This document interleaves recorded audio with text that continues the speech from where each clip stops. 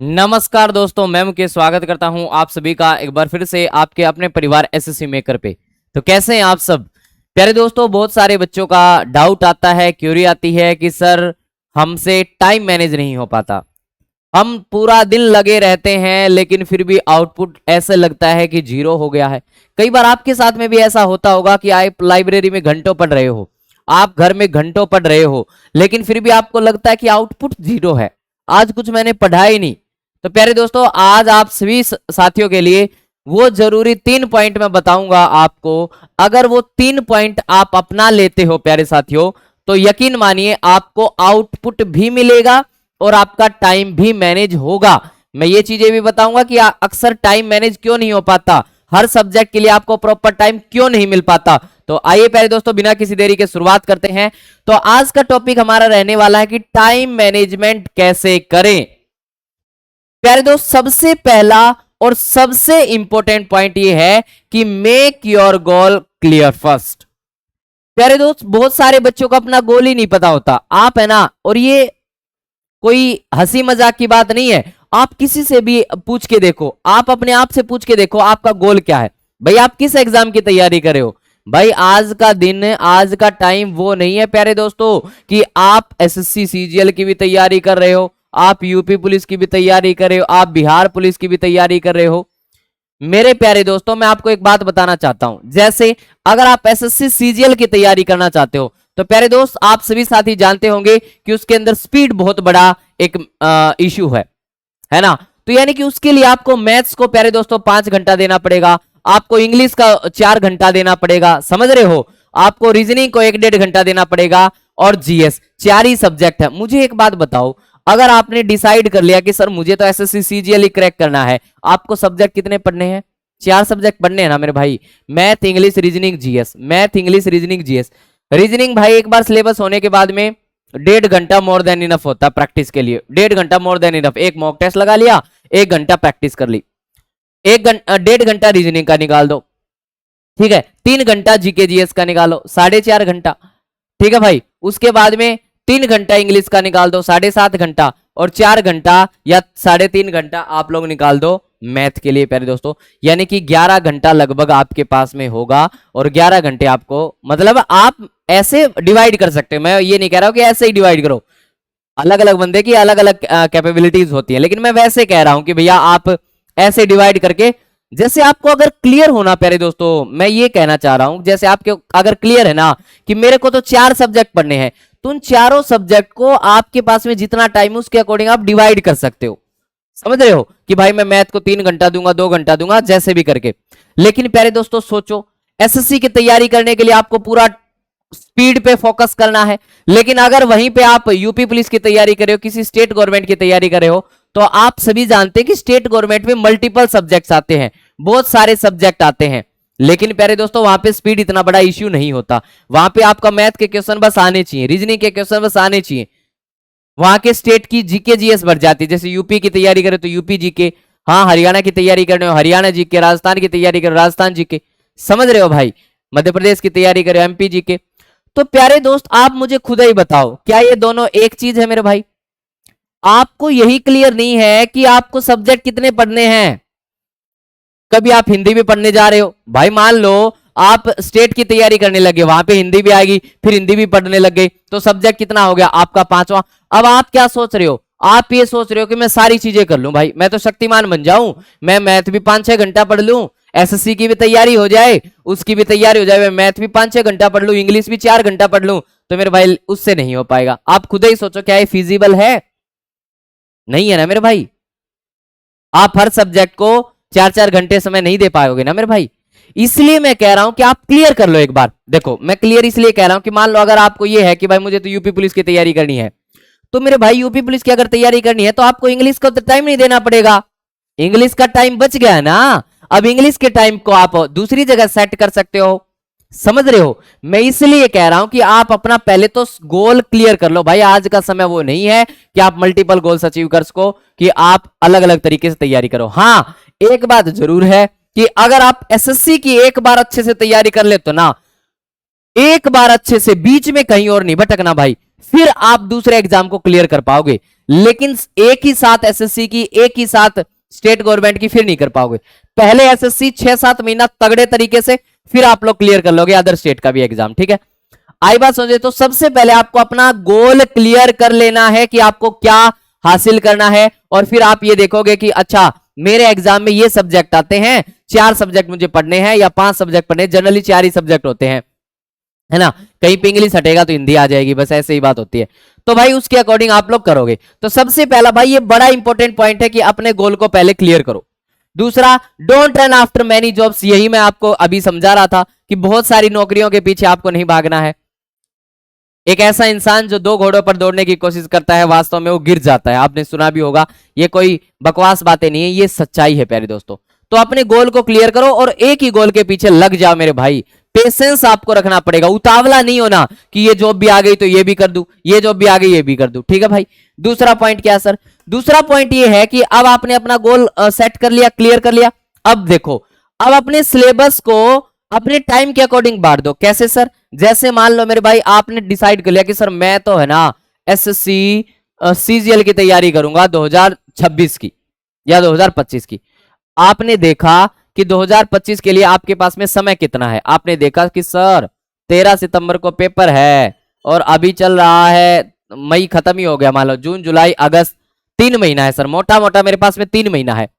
अब मेरे भाई आपके पास में, आपको पता है कि 3 महीने हैं आपके एग्जाम में, और आपको पता आपका सिलेबस भी कितना है। तो प्यारे दोस्तों, आप अपने सिलेबस के अकॉर्डिंग, आप अपने टाइम के अकॉर्डिंग सिलेबस को बांट दो। भाई मैथ में मान लो 15 चैप्टर है, आपको ये है कि 2 दिन में, और ऐसे भी नहीं बांट देना है कि भाई जो अचीवेबल ना हो, समझ रहे हो, जो अचीव ना हो उसके फिर क्या फायदा। तो आपको अपना सिलेबस टाइम के अकॉर्डिंग बांटना है, और फिर प्यारे दोस्तों क्या करना है, फिर क्या करना है, फिर तो बहुत आसान काम हो जाएगा ना। भाई आपके पास में मान लो 90 दिन है, और आपने देखा कि अच्छा मैथ के मेरे भाई 20 चैप्टर बैठ रहे हैं, 20 चैप्टर को अगर मैं 3-3 दिन में एक चैप्टर खत्म करूंगा तो 3 दूनी 6, 60 दिन में हो जाएगा भैया। 60 दिन में मेरा मैथ का पूरा रिवीजन हो जाएगा अच्छे से। मतलब ऐसे करके आप बांट सकते हो, ठीक है। अच्छा इंग्लिश का मेरा इतने सिलेबस है तो मैं इतना समय है मेरे पास में, ऐसे बांट दूंगा। कई बार हम गलती क्या करते हैं, हम सोचते हैं 1 महीने में सारा ही चीज कर ले, 1 महीने में सब कुछ हासिल कर ले, लेकिन मेरे भाई ऐसे नहीं हो पाएगा। और यकीन मानिए 1 महीने अगर जल्दबाजी के चक्कर में आप चलोगे तो कई बार क्या होता है, जो पढ़ा वो भी फ्रूटफुल नहीं हो पाता है ना, उसका रिजल्ट भी 0 हो जाता है। इसलिए मैं कह रहा हूं प्यारे दोस्तों, आपके पास में जितना समय है उस समय का क्या चार्ट डालोगे, उस समय के अकॉर्डिंग अपने सिलेबस को डिवाइड करो। मान लो आपके एग्जाम में 6 महीना, कोई दिल्ली पुलिस की तैयारी कर रहा है, सर मेरे पास में तो 6 महीना है, तो 6 महीने के अकॉर्डिंग बांटो, आपके माइंड पे भी जोर नहीं पड़ेगा, समझ रहे हो। तो अपना क्या करना है, divide the syllabus according to the time limit. Daily target फिर आपको बनाने हैं। आपने अपना सिलेबस डिवाइड कर लिया, अब आपको डेली टारगेट बनाने हैं। भाई आपने बांट लिया ना कि मुझे 1 महीने में ये करना है, दूसरे महीने में ये करना, तीसरे महीने में ये करना है, तो उस 1 महीने का जो टारगेट था ना उसको अब डेली टारगेट में बांटो। भाई जो 1 महीने का टारगेट था उसको डेली टारगेट बनाओ उसके। अब अच्छा कल मुझे ये पढ़ना है, परसों मुझे ये पढ़ना है, और डेली बस ऐसे टारगेट बनाने जो अचीवेबल हो, जिसको आप हासिल कर पाओ। ऐसा ना हो कि भाई बियॉन्ड द लिमिट हो हासिल ही ना कर पाओ, क्या फायदा। दूसरा, वीकली एनालिसिस करो।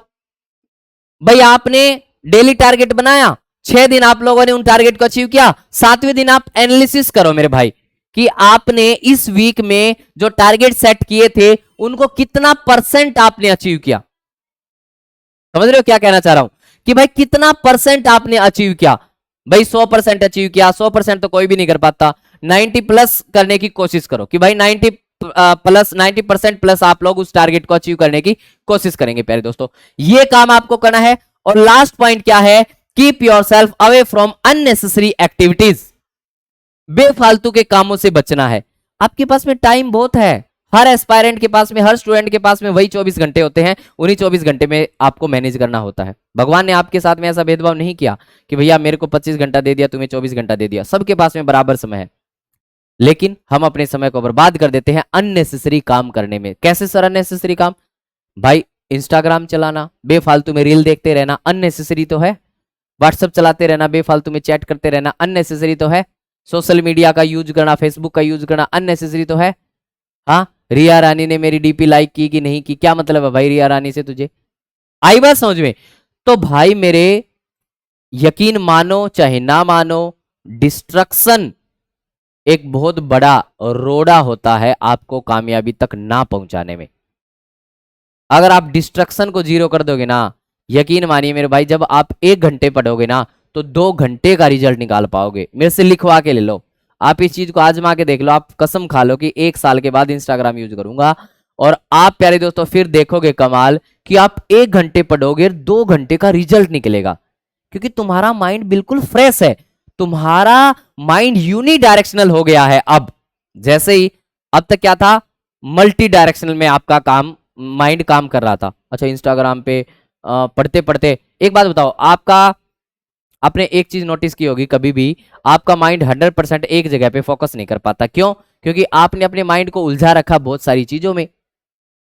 जब आप पढ़ाई कर रहे हो तो इंस्टाग्राम की बातें आ रही, अच्छा उसका मैसेज आया होगा कि नहीं आया होगा, अच्छा ये हुआ होगा कि नहीं, अरे यार इंडिया मैच जीती होगी कि नहीं जीती होगी, अच्छा अरे यार टॉस जीता होगा कि नहीं जीता, अच्छा अच्छा सलमान खान की जो मूवी आ रही है वो कब रिलीज होगी यार, कैसे मूवी होगी, कैसे देखने जाना, दोस्तों को फोन भी करना था। मतलब आपने अपने दिमाग को बहुत सारे कामों में उलझा लिया। मेरे भाई सबसे पहले अपने दिमाग को उन सभी कामों से मुक्त करो, अननेसेसरी। आपको तो पता होगा ना मेरे भाई, आपकी जिंदगी के लिए कौन सा काम जरूरी है, कौन सा काम जरूरी नहीं है। तो उन जरूरी जो काम नहीं है उनको डिलीट मारो और उनसे दिमाग को बचाओ। बचाओगे तो फुल फ्लैश फोकस आपका होगा अपने गोल पे, और फिर देखना प्रोडक्टिविटी क्या होगी प्यारे दोस्तों, फिर देखना कमाल आ जाएगा। ठीक है, तो आपको क्या करना है प्यारे दोस्तों, आपको अपने आप को सोशल मीडिया से, इनडायरेक्टली मैं सोशल मीडिया कहना चाह रहा था लेकिन मैंने फिर भी लिख दिया, keep your self away from unnecessary activities. अब अननेसेसरी एक्टिविटीज में कुछ भी आ सकता है मेरे भाई। दूसरा, टाइम लिमिट सेट करना है आपको। टाइम लिमिट सेट का मतलब ये है भाई, कहीं ये ना हो जाए कि आपको जिस सब्जेक्ट को या जिस चीज को जितना समय देना चाहिए था उससे बहुत ज्यादा समय दे रहे हो। कई बार क्या होता है, आप चाय पीने जाते हो मेरे भाई, है ना, घंटों बैठ के आ जाते हो। भाई चाय पीने का समय अगर 10 मिनट का है तो 10 ही मिनट दो ना, आपने 50 मिनट क्यों बर्बाद कर दी। पानी पीने गए, दोस्त के साथ में बतियाने लग गए। कई बार होता ना, लाइब्रेरी में जाते हो, पानी की बोतल भरने गए, दोस्त के साथ में बतियाने लग गए, क्यों भाई, क्यों? वही तो है, टाइम लिमिट सेट कर दो भाई, टाइम लिमिट सेट कर दो। चाय पीने जाऊंगा तो 10 मिनट, बात खत्म। पानी बोतल लेने जाऊंगा तो 2 मिनट बस। अच्छा, मैथ का परसेंटेज मुझे पढ़ना है 12 घंटा, 12 घंटे में, मतलब एक दिन में 12 घंटे नहीं कह रहा मैं, कि 12 घंटे में परसेंटेज खत्म करना, बात खत्म। ऐसे टाइम लिमिट सेट करोगे ना तो तुम्हें मजा आएगा, फिर आपका समय बर्बाद नहीं होगा प्यारे दोस्तों। आई बात समझ में? तो ये 3 बातें मेरे अकॉर्डिंग स्टूडेंट के जीवन में बहुत ज्यादा जरूरी थी। बाकी पढ़, अगर आपने ये चीजें सीख ली ना तो आप कर अपने आप सकते हो मेरे भाई। इन 3 बातों पे आप लोग गौर कर लेना। सबसे पहले अपने सेट को क्लियर करना और अपने सिलेबस को उसके अकॉर्डिंग डिवाइड करना कि आपके पास में कितना समय बचा हुआ है। दूसरा, डिस्ट्रैक्शन जीरो करना है, अननेसेसरी एक्टिविटीज से अपने आप को बचाना है प्यारे दोस्तों। और तीसरा, हाँ, अननेसेसरी एक्टिविटीज से बचाना है प्यारे दोस्तों। ये तीनों स्टेप मैंने आपको बता दिए, ठीक है। गोल को अपना क्लियर करो, दूसरा सिलेबस डिवाइड करो उसके अकॉर्डिंग, डेली टारगेट बनाओ, उनको अचीव करो, वीकली एनालिसिस करो, और प्यारे दोस्तों फिर आपको जो है ना डिस्ट्रैक्शन से दूर रहना है, ठीक है मेरे भाई। तो चलिएगा, उम्मीद करूंगा ये वीडियो आपको अच्छी लगी होगी। अच्छी लगी हो तो लाइक करना, अपने दोस्त यार में शेयर करना और कमेंट करके बताना जानकारी आपको कैसी लगी। समय समय पर ऐसी जानकारी मैं आपके लिए लेके आता रहूंगा, क्योंकि एक टीचर का फर्ज ना सिर्फ पढ़ाना होता है बल्कि अपने स्टूडेंट्स को डिस्ट्रैक्शन से भी दूर करना होता है, उनको समय समय पे मोटिवेट भी करना होता है ताकि वो पढ़ाई के प्रति मोटिवेटेड रहें, वो प्यारे दोस्तों अपने ट्रैक से ना भटके। वही ड्यूटी मैं पूरी करने की कोशिश करता हूं। चलिएगा प्यारे दोस्त, मुलाकात होगी फिर से अगले सेशन में। जब तक के लिए सभी साथियों को जय हिंद।